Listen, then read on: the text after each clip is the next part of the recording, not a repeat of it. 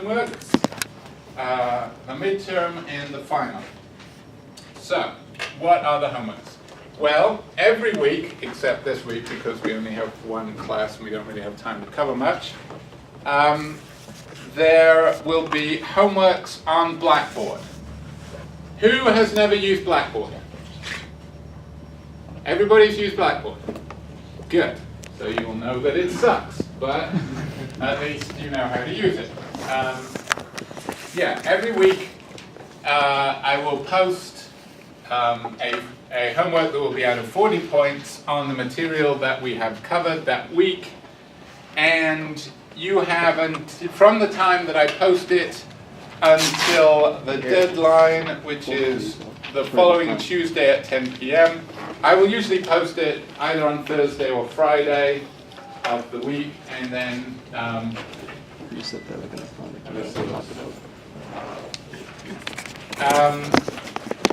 and then you will have until 10 p.m. The next Tuesday. So in other words, there will be another class before it's due. Don't leave it until 9 p.m. on Tuesday to open it. Here's how it works. You only have one attempt if you submit the answers. So if you submit the answers, you are done. However, there is no time limit. You can open it the moment it is posted, leave it open, turn off your computer, come away, and go back to it as many times as you want. But it is only submitted when you click on the submit button. In fact, let's illustrate.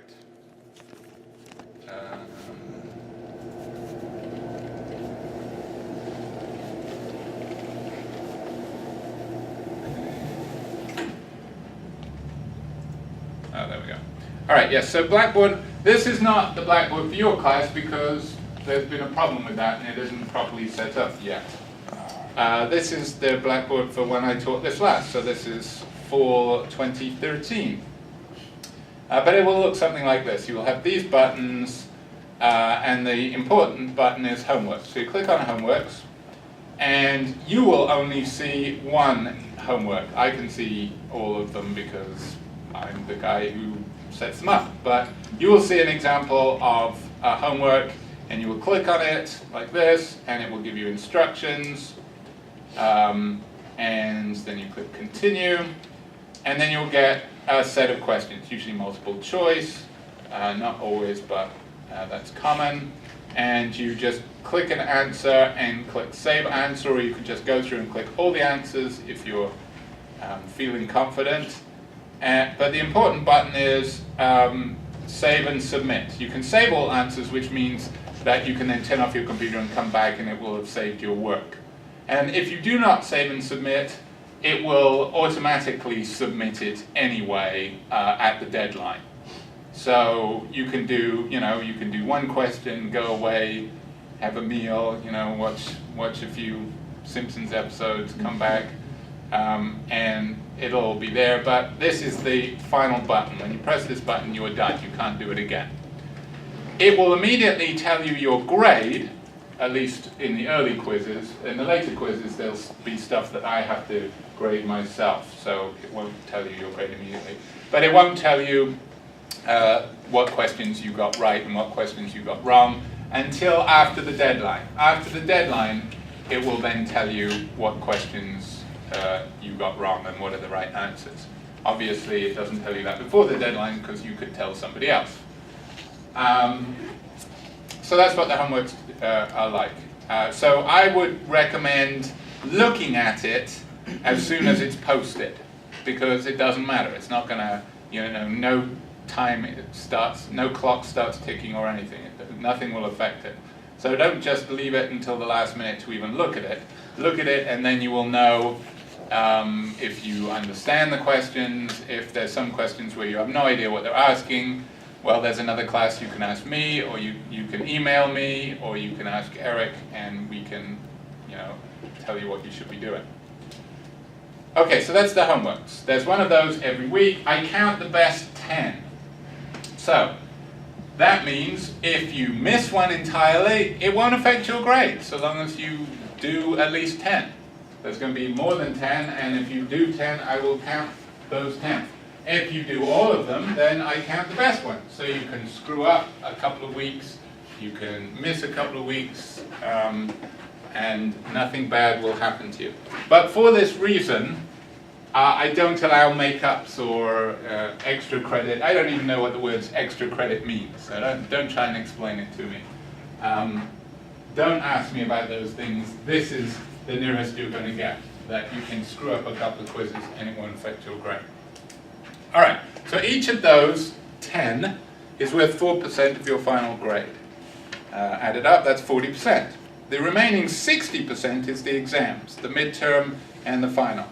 Now the reason why it's weighted that way is because I know this wouldn't be you, but in theory it would be possible to cheat, perhaps, by working together or have somebody else answer your questions online, whereas this will not be possible in the exams. They will be in-class things.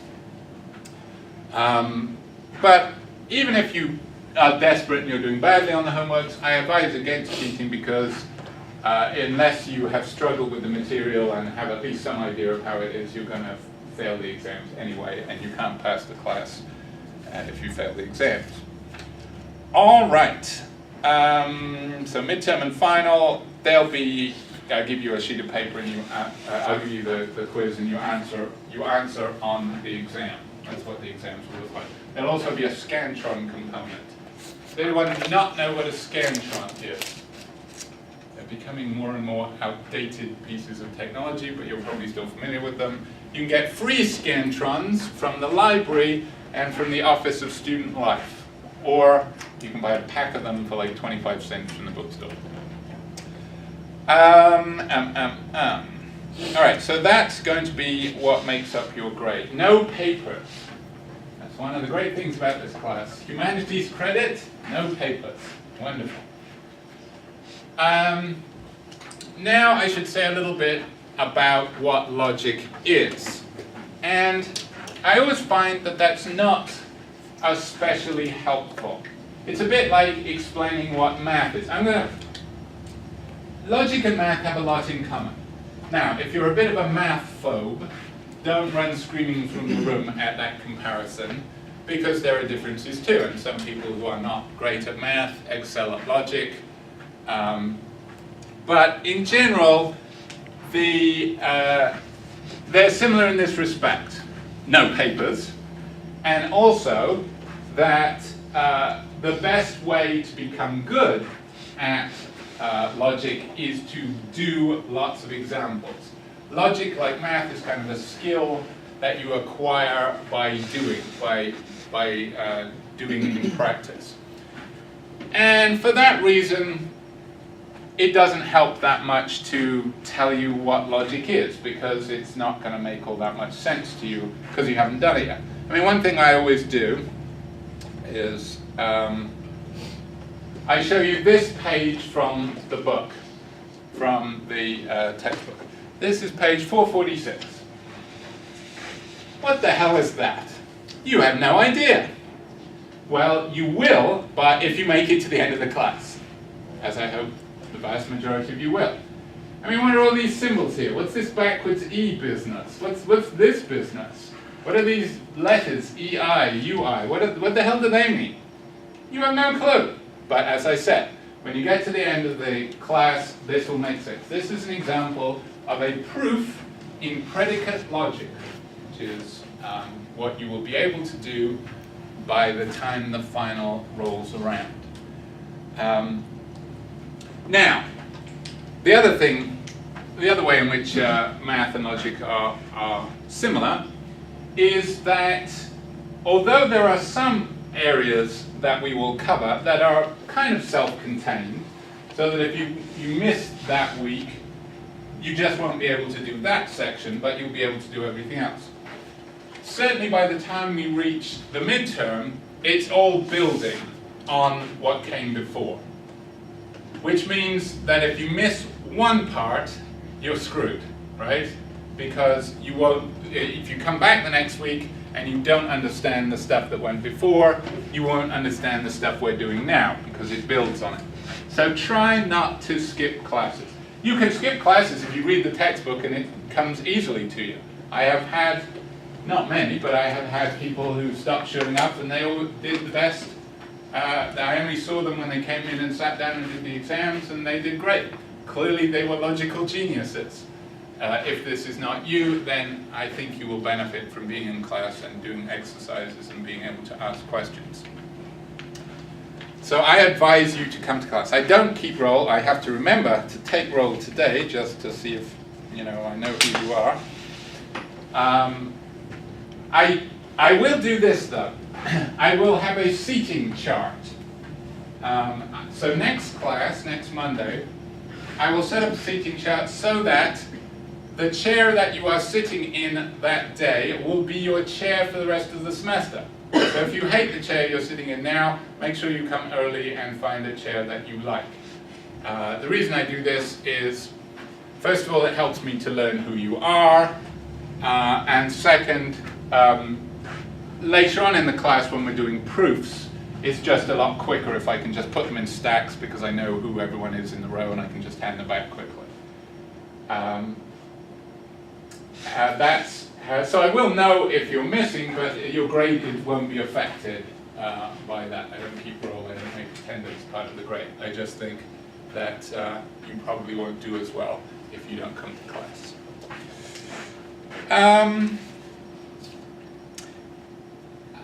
A couple of general things that can be said about logic. The study of logic has been around since the ancient Greeks. In particular, Aristotle, one of the big three ancient Greek philosophers, Socrates, Plato, and Aristotle. Aristotle basically was the first person to write down some of the most important rules of logic. And some of at least a large chunk of the stuff we'll be doing before the midterm dates back to the ancient Greeks, over 2,000 years. So, and of course they spoke a language that was very different from ours, but it doesn't matter. Because essentially logic is, in one way of looking at it, the rules of thought, and in particular, the rules of argumentation. Now when we talk about arguments in philosophy, we're not talking about disagreements, arguments that involve throwing things and swearing. We're talking about arguments more in the sense that you find in, say, a courtroom where lawyers present arguments or present their case. An argument is something where you're trying to prove something and you're trying to prove it by supporting it with evidence. Now, the evidence has to be relevant to the conclusion, and the way in which it is relevant is largely the study of logic. So when you learn how to do logic, I think that it is actually empowering. For a couple of reasons. One reason is you can become more confident in the things you believe. One thing I would say is people tend to say they have a right to their opinion. Well, they don't. In this class, as in philosophy in general, I think a better slogan is, an opinion is a privilege and not a right. In other words, you only are entitled to your opinion if you can support it. You can't just say, well, that's what I believe. That's not good enough, particularly when it comes to important matters, which we study in philosophy all the time. You have to be able to argue for your position. You have to be able to show that it is consistent with positions that normal people would hold, or that you hold. So once you learn to do that, you can have more confidence in your beliefs. And you can feel less threatened by people criticizing you. Philosophers, sadly, don't tend to be very popular, partly because we are viewed as rather argumentative in the bad sense. I remember the ex-dean came to one of our department meetings once, and at the end of the department meeting that we all thought went great and went just as normal, we said, well, what did you think? And he was sort of kind of pale-faced and shaking, and he said, are they always like this? You just argue all the time. And we thought it was perfectly acceptable. Because because we would disagree with each other, but you know, one person would convince the other person, and there was no harm done. That we view as ideal. An ideal situation is one where your view can be criticized, and you are open to giving up your view if it is shown to you that your view cannot be supported, but also you are able to defend your view with reasons. If you can't do that, it's very threatening when someone attacks your view. It's as if it's an attack on you. But I think when you become good at logical reasoning, you become more confident in your views on the one hand, but also, perhaps paradoxically, more ready to give them up. Because you only hold those views because you think they're well supported. And if somebody provides you with evidence that they're not well supported, you can say, oh, okay, well, I'll hold a different view instead. And that is, I think, more intellectually honest. The other way in which it's empowering is that you are less easy to be bullshitted, if that's a verb. People are always arguing for things that you should believe. You know, political positions, advertisers are always presenting arguments that you should do this, people are always trying to convince you of stuff. And if you don't understand how the rules of argument work, you don't know what to believe. You are buffeted from all sides and you have to just pick at random. Whereas if you understand how argument works, you can see when people are arguing badly, and you can say, well, I don't have to believe that person because that's a ludicrous argument. Whereas that one argued for their position more strongly, that's obviously the way to go. So I think logic is a very good thing, a very important thing to be good at. Some people discover that they're naturally talented at it. In this respect, it's a bit like language. I think it has a lot in common. If you don't like the math analogy, try the language analogy. Because language, too, you get better at it by practicing it. But some people just have a natural affinity for it. Some people can learn lots of languages like that. Some people discover that they are naturally logical thinkers, and it's kind of great to you say, well, great, this is where I should be. This is the skill that I have. Other people really struggle with it. But at the same time, I once had a vet from Afghanistan come to me at the end of the semester, and he said, you know, I really struggled with this, but I think it was worth it because, you know, he'd undergone some trauma in combat, and he said, you know, I find it harder to think clearly after this experience, but this was a good practice for me. It's made me really look at the way I think, and it's like exercise for the brain. It's like, you know, brain therapy. Doing this, it helps you structure your thoughts. So that's my selling point for logic. As I say at the end, it's a boot camp for the brain. And even if your brain is flabby and out of shape at the start, if you stick with it, you should have a fitter and sharper brain at the end.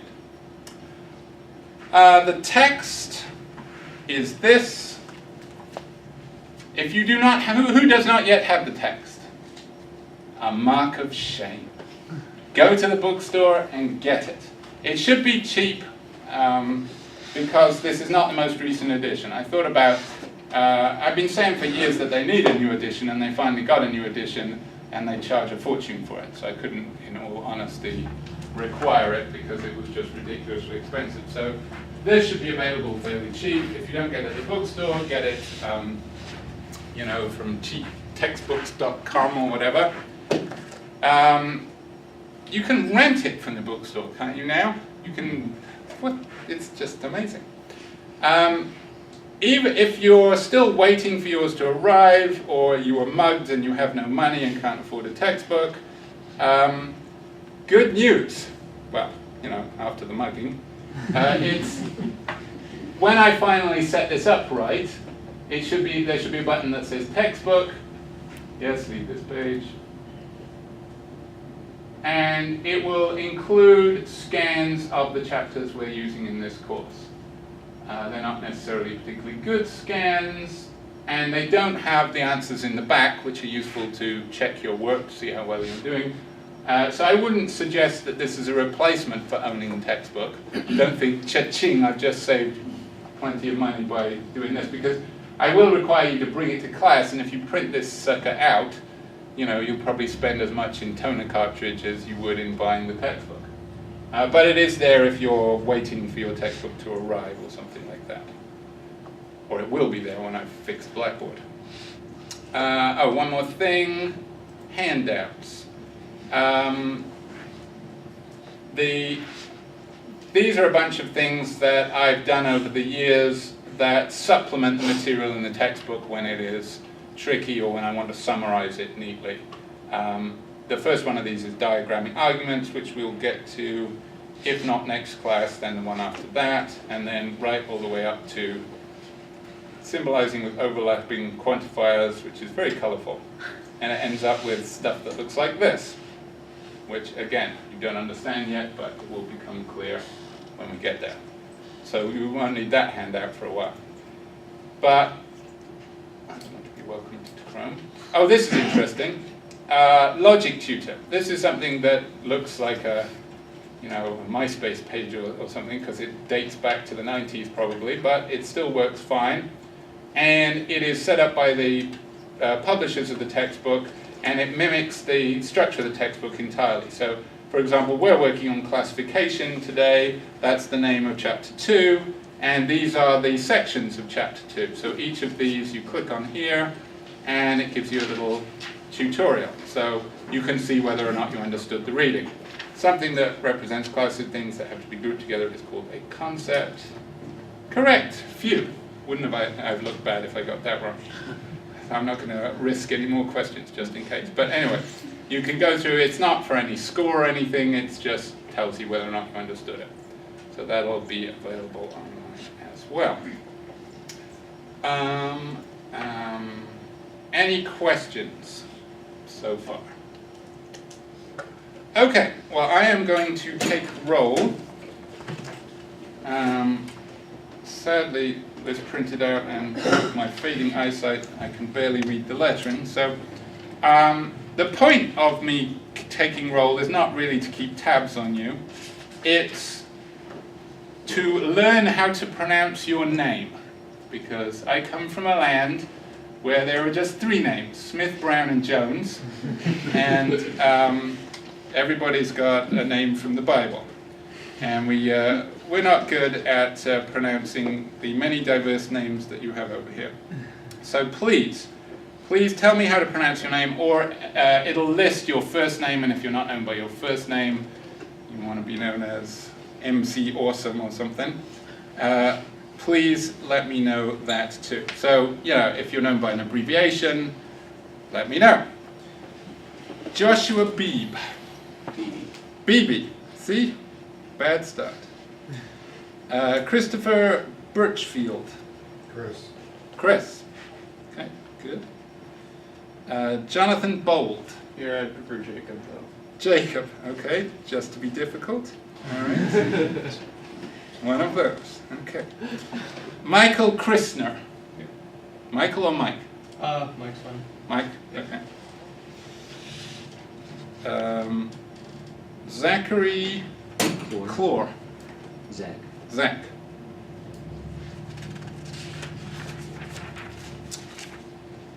Rand de Boel. Is that right? Rand, yeah. Rand de Boel. No? Brandon Eisenman. Yeah? Yeah, close enough. Okay. Jamie Irvin. Yeah. Brian Forbel. Here. Catherine Fishwick. Cat. Okay. Chaz Irwin. Now, you were in a class of mine? Yeah. Which the one? Same one. Oh, That's okay. You loved it so much, you came back again? Okay. Sharbel Masood. Yeah. Is that right? Yeah. Good. Stephen Moshier. Mosher. Zainab Mugazel. Is that close enough? Okay. Jet Pigeon. Is that right? Okay. Philip Pobocic. Pobocic. Yes.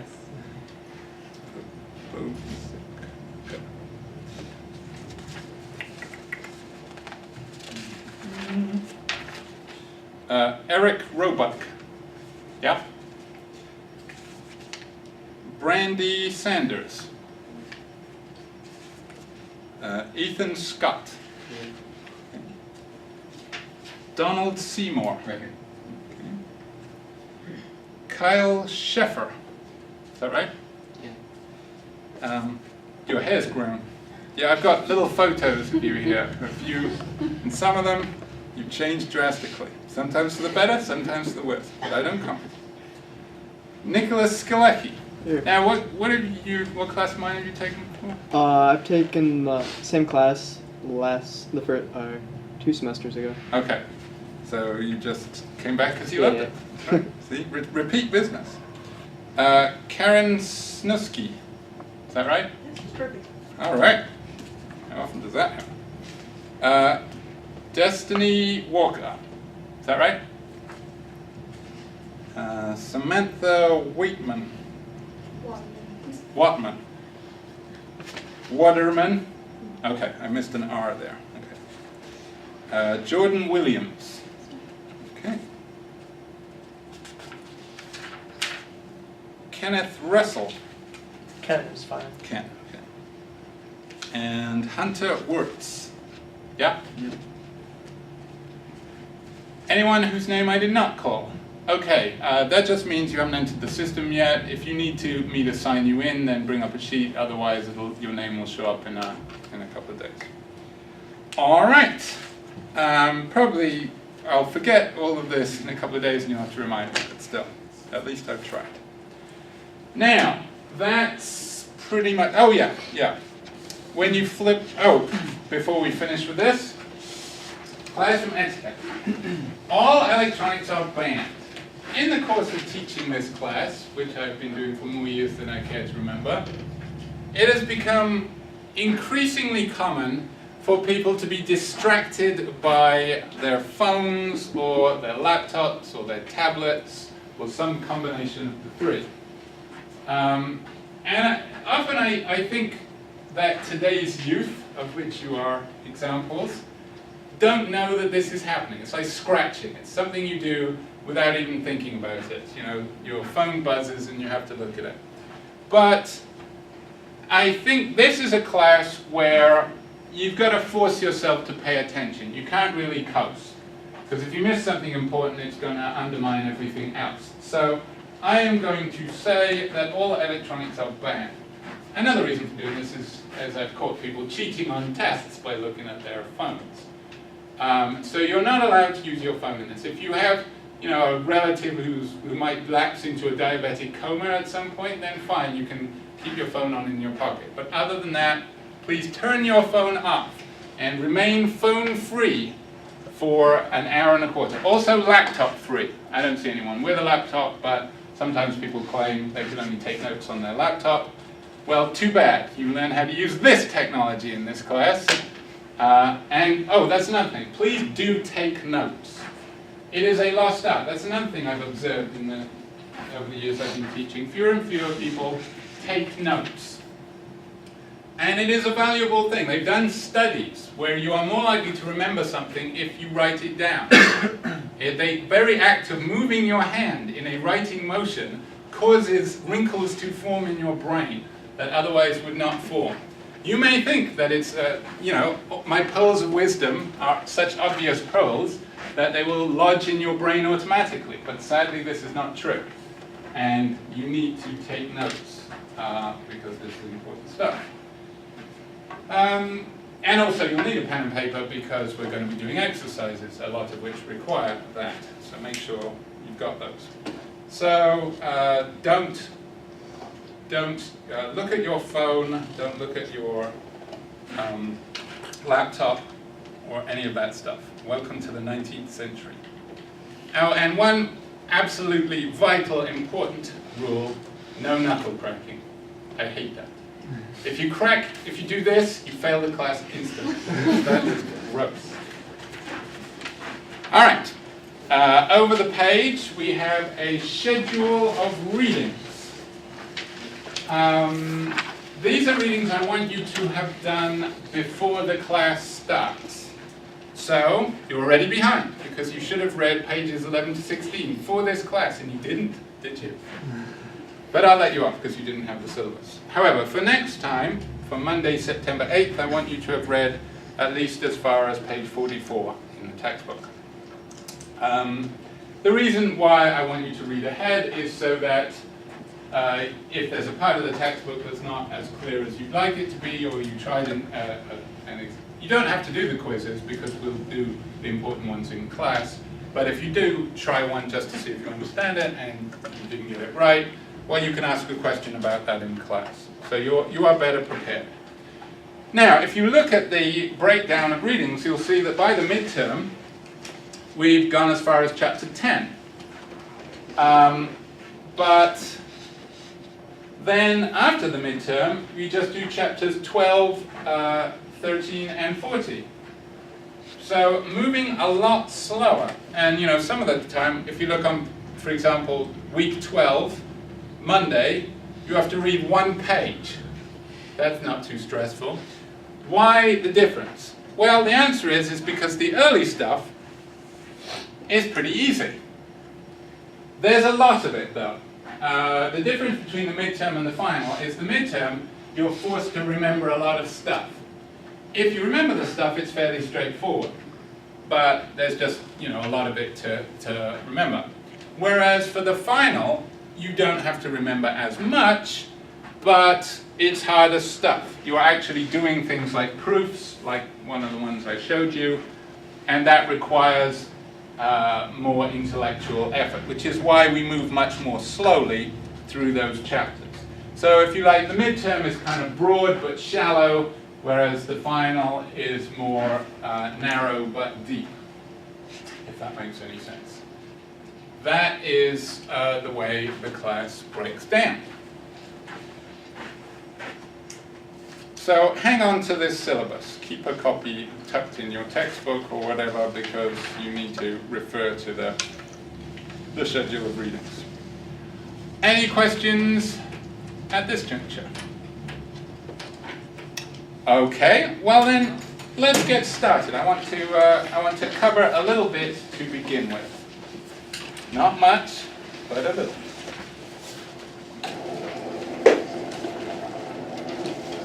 Now, I'm going to ask some odd questions in this class. My first philosophy teacher, when I was a fresh-faced undergraduate, gave me a neat little aphorism, which is not entirely true, but has a kernel of truth, like most good aphorisms. He said, philosophy is not about answering questions, it's about questioning answers. And that's not entirely true. Most philosophers think they're answering some questions, and the great philosophers think they've answered a great number of questions. However, the important part is questioning answers. And one of the skills that philosophy, and logic is perhaps the core of philosophy, teaches is the right questions to ask. To notice when there are assumptions that someone has, and to pinpoint those assumptions and ask them about them. All right, this is not a strange question, it's just a simple question. What's a proper name? It's not a rhetorical question, I am actually asking it. What is a proper name? Yes? Something that you call something. Something that you call something. That could be true of most words, couldn't it? Well, all right, let me say, let's say I call this chair Joe. This is Joe. Meet Joe. A name given to a specific object. Okay, so yes, the difference between Joe and chair is that Joe refers to just this one. It's specific. So a proper name is specific individual. Okay? All right, now we're going to be talking about concepts in this class. And concepts, well, the word chair is an example of a word that stands for a concept. actually it stands for more than one concept. That's one of the things that we'll stress, is that most words are associated with more than one concept. And we're actually interested in the concepts rather than the words.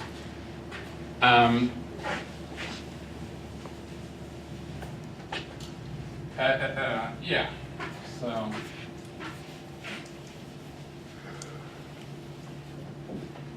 so the difference between chair and Joe is a proper name, and it just picks out an individual entity.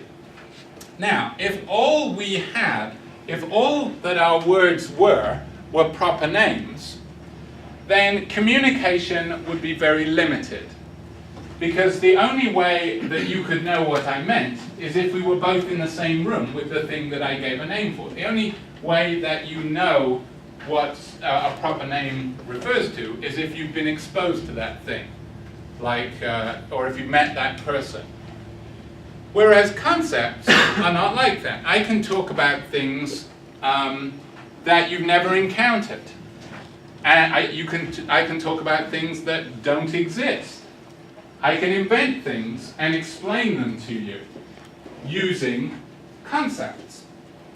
So concepts are a huge step forward from proper names. What's interesting is that babies, when we teach them language, seem to know the difference. I mean, it would be kind of hard to teach babies language if they assumed that everything was a proper name.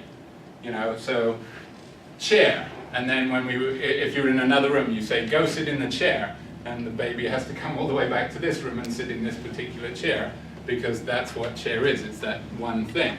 They seem to be able to grasp the generality of concepts, that they cluster together things of the same type. So, concepts are a very important part of what makes thought and language possible. This sort of generality feature of them. Now, what is a concept? Well, it's not quite the same as a word. So, for example, dog. If I'm speaking imprecisely, I could say dog is a concept. But, of course, really, dog is a word. It is a word I'm using to express a concept because that's the only way I can do it. The only way I can convey a concept to you is by using words. But it is important to remember that words and concepts are not the same thing. To illustrate this, who knows a language other than English? Okay? Can you tell me the word for dog? What language are we talking? Arabic. Okay, I'm going to have to spell it phonetically then, because I don't know Arabic script. But what's the word for dog? Kelb. Say that again? Kelb. So it sounded to me a little bit like that. Okay, which of course is a kind of seaweed, but that'll do for now. Any other languages? Yes? French, chien. Chien. I speak a little German, Hund. Hund, that's right. In Spanish, would it be parrot? Anyone got any more? In Japan, they call them Inu. Inu, okay. Again, I'm just going to write it phonetically. Well, you nailed it. Good. Well, actually, I know that because somebody said it in the last class, but we'll pretend I nailed it just because I'm clever. All right. Now, all of those are different words, right? You can tell they're different. They have different letters. If I'd written them rightly, these two would be in different scripts. They wouldn't even be in, using the alphabet that English uses. What do they have in common? They all describe a member of the genus Canis. That's a specific way of putting it. Yes. They're all the same concept? They all, yes. What we would say is they are not the concept itself, because these are words, but they're all related to the same concept. So one way of putting it, and the way we'll put it in this class, is they all express the same concept. And I'm going to draw a concept like this. That is my pictorial representation of a concept. Looks a little bit like a thought bubble. And it's not, some people might argue that concepts are just ideas in our heads, but they're not. They're not. Most people say that that's not the case now. Most people now say that that's not the case. Because we can have ideas of things. And if we have ideas of concepts, then the ideas are not the concepts. So, the reason why, if you were asked to translate the German word Hund into English, you would replace it with dog, is not that you picked an English word at random. It's because these two different words in different languages have something in common. What they share is that they both express the same concept. At least that's what we think. Now, it's quite useful to learn a language other than the one that is native to you. Because what you discover is you can discover subtle gradations of meaning just from the different words they use. And I'll give an illustration in a second. So concepts are not the same as words because you can have one concept that is shared by many different words. So the concept is, dog is not the same as the concept because dog is not the same as Hund, but Hund and dog are both related to the same concept. Conversely, you can have a single word, and I'm going to pick light just because it's an easy example, that has many concepts associated with it. So there we have one concept, many words. Here we're going to have one word, many concepts. What does light mean? What is this word? A simple monosyllabic English word. What does it mean? Not heavy. Not heavy. So that would be an adjective, not heavy. Is that it? We like the sun. So another adjective is not dark. Yes? The verb to light something on fire? Verb. Strange that should occur to you, sir. Pyromaniac in the class. To set fire to. To set fire to. That's a little, when you light a candle. I'm setting fire to this candle, but you know what I mean. Yes? To illuminate. To illuminate, another verb. So like you light a movie set. Or that lamp lights the room. It's a noun, it's a particle. Oh, well, a particle or a wave, depending on, yeah. So noun, the stuff that comes from light, that makes it light. Yes, so noun, the stuff. I'm just going to leave it at that. The stuff, you know what it is. Maybe it's got photons or whatever. Anything else? Yes? The devices or objects that make this stuff. That's true, right. Noun, e.g. lamps. Now all of these are pretty terrible definitions, but they're just to illustrate that these are all different. They are different concepts that are associated with the same word. And if you look up any word in a dictionary, you will usually see that there's several different concepts associated with it. Now, this illustrates a couple of things. One thing, when you are doing philosophy, this is the only philosophy class where you don't have to write papers. In every other philosophy class, you have to write papers. And if you're writing papers, they can be on very interesting things. They can be on very important things. They can be on matters of life and death. There's a whole class on matters of life and death that I just taught called Mortal Questions. But it's always important, and this is something not just philosophers, but certainly we stress it, you've got to define your terms. You've got to define what it is that you are talking about. And this is very important because it's not enough just to use the words, because the words have many different concepts associated with them. You have to say exactly which concept of the many that the word stands for that you are focusing on. Now, this seems less important when we're talking about the word light, but let me give you an example of a case where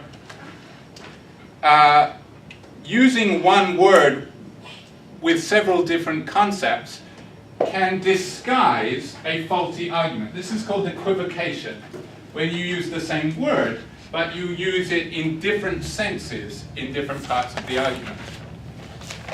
So, and this is an argument about abortion, which is an important social issue.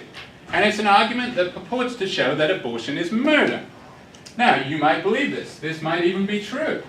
But this argument is not the right way to show it. It goes like this. 1, and this is an example of a premise. We will talk more about premises next class. But first premise, first assumption. Killing innocent human beings is murder. Who would agree with that? Let's ignore self-defense, because self-defense, usually they're not innocent. But I suppose they could be falling on you or something. But yes, I think most people would say, yeah, sounds fair enough. Even people who are pro-choice would certainly agree with that. Okay, 2, fetuses are innocent humans. And here's my evidence. They're innocent because they're in the womb. They've got no chance to, unless they're twins and one of them's throttled the other one, it's unlikely they have the chance to commit a crime. And 2, they're humans. They're the product of humans. They're not goldfish. We can do a DNA analysis. They're obviously human. So they're innocent humans. Conclusion, put those two together, and this is an example of an argument. What does it appear to show? So 1, killing innocent humans is murder. 2, fetuses are innocent humans. Conclusion. That Killing fetuses is murder. And what is a term for killing fetuses? Abortion. Abortion. So this purports to show that abortion is murder. Now, you might wonder if it's that easy, why is there any disagreement about it? The answer is that this is a classic example of using a word in 2 different senses. What is the offending word in this case? Innocence. Not in this case. Although innocent could be an example. Yeah. Murder. Not murder in this case. Human being. Person. What's that? Human being. Just human. Yes, human is the word. What are the 2 different ways in which it is used in that argument? Yes. The first premise describes a human as an adult independent organism. Well, the first premise says killing innocent humans is murder. What do we mean by human? We mean human being in that statement. Whereas the second one uses human how? Conceptually. As an organism. As in a group of organisms. Well, as a member of the biological species. category, as a Yes. species category. Now, you can use a species category in many ways. So, for example, imagine you're an archaeologist and you're digging up stuff and you come across a bone. And you ask, is this human? It's a legitimate question. How would you settle that? You send it off to the lab, they do DNA analysis, and they would say, yes, it is human. Does that mean if you set fire to it, you're committing murder? Clearly not. So human as a biological category is much broader than human being. You can have all sorts of human things. Who bites the flesh around their nails? Guilty. You are killing human things. You are killing human cells. But they don't cart you off to prison because you're allowed to. It's human cells. Killing human cells is not murder. All right, so what is it murder to kill? Well, human beings. Now, what is human being? It's not the same as just being human. Not everything human is a human being. A human bone is not a human being. Okay? So to treat them as if they meant the same thing is cheating. Avoiding having the important discussion, which is, what is it to be a human being? Is it simply to have human DNA? No, because then when you have cancer treatment, you're committing murder because you're killing human cancer cells. It is something more than that. Well, what is it? That's where you get into the debate. Is it having the ability to feel pain? Is it having the ability to think? That's the important discussion, and you have those discussions in other philosophy classes. But it's an illustration of how using one word can be misleading, because there are 2 different concepts associated with the word. Human in the sense of human being, and human in the sense of the biological category. Now, I said I'd give you an example of how if you learn another language, sometimes it will teach you to make finer distinctions than you're used to. The example that I'm familiar with, because we learned this in school, was French. And in French, they have 2 different verbs for to know. The English verb to know is not replaced by a single French verb. There are two different ones. There's one which is savoir, and there's another which is connaître. That's right. What's the difference? One is to know of some, the best way I can think to explain it is when it comes to a particular person. You know of that person. You know that they exist in the world. Well, actually, let's put it this way. Savoir would be something like knowing facts. So you would know that 2 + 2 = 4, and it would be je sais, I know that. Whereas connaître is in the sense of, do you know Joe? Yes, I know Joe. You don't know everything about Joe, but you know him. You are that he acquainted exists. with Joe. You have met Joe. So connaître tends to be with the personal kind of knowing. And when it's explained to you that way, clearly they're different things, right? But we might forget that simply because of the accident. It's a totally random thing that in English we happen to use one word to use both. And that can cause us not to distinguish clearly between the different concepts. But they're obviously different concepts when it's pointed out to you. Sometimes this is immediately obvious. For example, what is a pen? You do know what a pen is, come on. Write with it. This is a pen, but what else is a pen? A container for pigs. Yes, an animal enclosure, like a pig pen. How the hell did those two totally distinct concepts get lumped together under one word? It's just an accident. When they're that different, nobody confuses them. But they can be fairly close, in which case it is easy to get them confused, which is why it's very important to define your terms. Say, when I'm talking about knowing, I'm talking specifically about this kind of knowing. That is why it's important to define your terms, so that you can be sure that nobody will be confused. And there's another thing we can learn from this. If you ever learnt this at some point in your previous schooling, that it is good strategy in a paper to say, Webster's Collegiate Dictionary defines blank as, or the Oxford English Dictionary defines blank as, forget that now. Do not ever do that. And the reason why you should never do that is because dictionaries do not define concepts. Dictionaries, and that's not their job. I'm not blaming them, that's not their job. Their job is to list associated concepts. So if you look up any word in a dictionary, there's like 10 things. It's not only current usage. If you look in a really good dictionary, it's got archaic uses. So for example, you find out that nice didn't used to mean the way what we mean, it means precise. So a nice distinction means a precise distinction. You'll find that in a dictionary. And it's totally useless, well, at least to most purposes, because you don't need, when you're talking about something, you're only talking about one specific concept. Well, why not just list that one concept? Well, even then, a dictionary's job is not to be very precise. A dictionary's job is to try and capture all the ways that people do use it for. And this is where, does anyone here listen to NPR? You should all listen to NPR. NPR is awesome. They have, University of Michigan has a channel, 91.1. University of Michigan State has one that's 90.5, that's mostly classical music, but NPR has great shows. But one thing that they have, I think, on Saturdays that really pisses me off is they invite on a linguist, and it's called That's What They Say. And she's a linguist at University at Ann Arbor, our sister campus. And they're always asking her things like, well, people use it this way, should they use it this way? And she always says, well, if people do it, then it's okay. Wrong! You gotta stand up to this. For example, this literally makes me explode.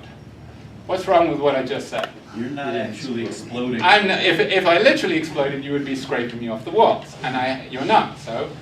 But enough people do that, probably inspired by the character played by Rob Lowe on Parks and Recreations, that they have now started in some dictionaries saying one meaning of the word literally is figuratively. The opposite of what it means, right? Why do they say that? Because enough people are stupid enough to say that, and they figure, well, words mean what people use them for. No, words mean what people should mean by them, not what they actually do. Everybody can be wrong except me. So that's one disagreement. But dictionaries tend to cave pretty quickly, because their job is to list how people use them. Whereas, and what that means is that important distinctions tend to get lost. Whereas philosophy is all about making important distinctions, because the more distinctions you can make, the clearer you can be. Let me give you an example. What's the difference between these two words? Jealous and envious. Who, be honest now, who thought they meant exactly the same thing? Only one honest person. Well, no, All right, it would what's- have to be like similar. Well, what's the difference between? Isn't jealous just being like jealous of them, like why can't I have that? And isn't envious like I want that but I can't have it? Or something like They sounded pretty similar when you Right. said it. that. Well, jealous is jealous and envious is like I want it. Yes, that's true. Jealous is jealous and envious is envious. But yeah. I feel like envious is more of an anger toward the person because of what they have, whereas jealous No. is just wanting what they have. See, here's the distinction. I'm not going to give a very clear distinction, but jealousy is to do with human relationships. So, for example, if you see your ex with somebody new and you've still got feelings for that person, you are jealous of their new partner. Envy is objects. I am envious of you because you have an iPhone 7 or whatever we're up to now. Right? I'm not an Apple person, so I'm not actually envious. But so there's a clear distinction, right? They mean different things. But pretty soon, because enough people use them unclearly, we'll lose that distinction and it will be conveyed in a dictionary. Here's another one that drives me crazy. I am easily driven crazy, you're getting the impression. What is the difference between few, fewer, and less? One is with continuous types of objects and one is with discrete, right? Absolutely right. Which is which? Fewer is with discrete and then less is continuous. Right. Discrete means individual things. So, for example, you have fewer sugar lumps, less sugar. You have fewer drops of water, less water. Where do they always get this wrong? The supermarket. The supermarket. It should be 10 items or fewer. Yes. See, a little knowledge doesn't actually help you. It just makes you angry at the world, right? You walk through the supermarket line oblivious and perfectly happy to the people like me who are fuming with rage at something trivial. Okay, but these distinctions, it's important that there be distinctions because then you can be clear. You can make clear distinctions. And dictionaries don't necessarily reflect that. But that's not their job. But given that it's not their job, don't turn to them to do something that isn't really their job. So, next time you're writing a paper and you find yourself about to type Webster's, stop it. Don't type. Webster was a Johnny-come-lately anyway. We had dictionaries long before that. All right. Let's talk about what we're actually supposed to be talking about. So we're talking about concepts. Concepts are not the same as words, but we have to use words to convey them. So we tend to think that a concept is the meaning of a general word. It's not the word itself, it's the meaning. Okay, but the important thing about concepts that distinguishes them from proper names is that they are ways of grouping things. And let me introduce the terminology that we use in this class. And it's slightly different from the way it's used in, say, biology. So, if I were to talk about Joe, well, actually, who has a cat? What is your cat's name? Moosh. Moosh. That is a silly name, but never mind.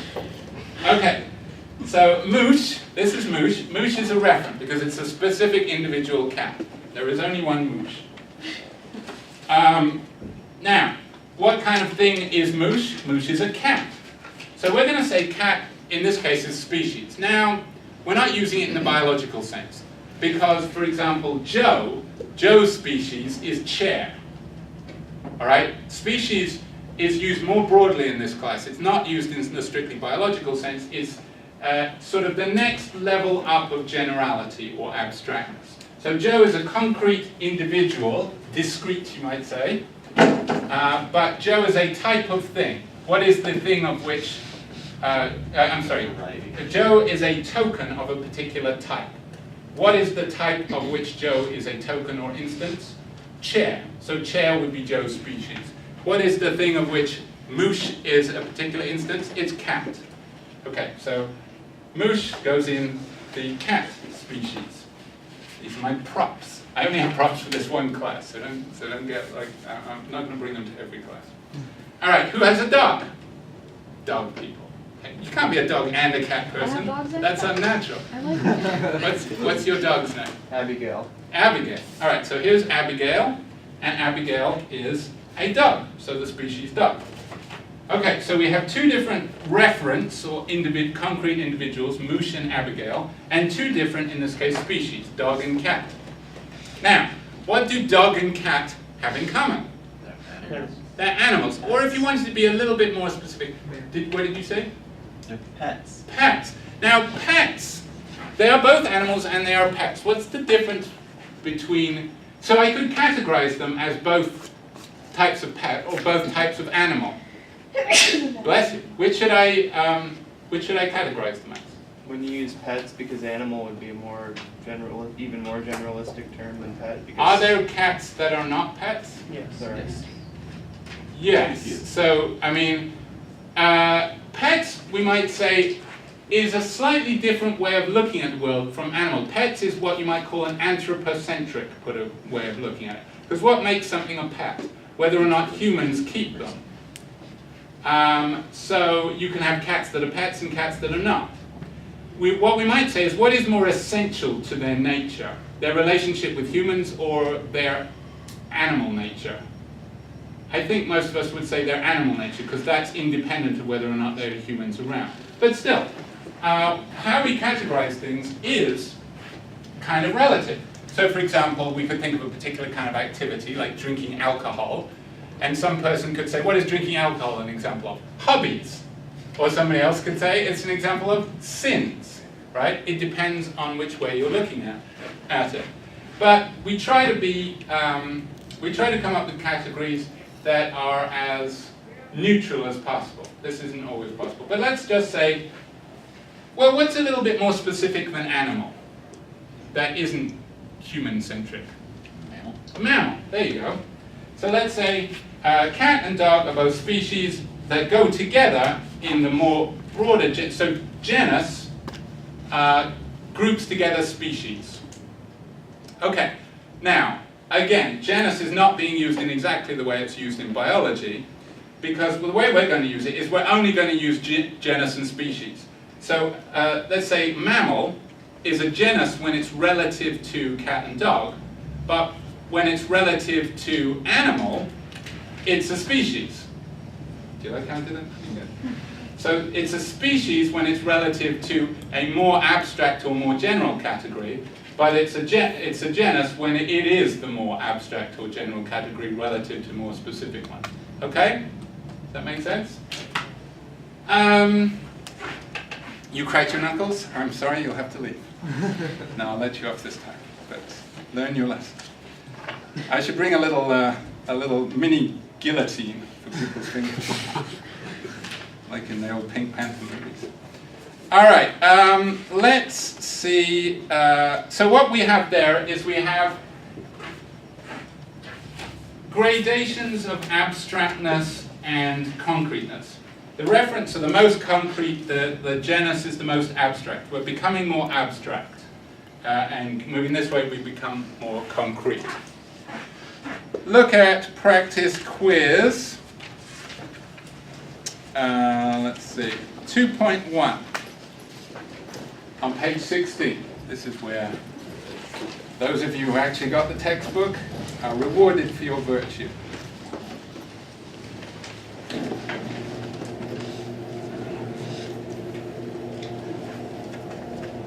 help out the other one. All right. Let's start over here. Could you do number 1, please? For each of the following pairs of concepts, so each of these is a concept. First determine which is the genus, which the species, then name 2 other species of the same genus. So, man and animal.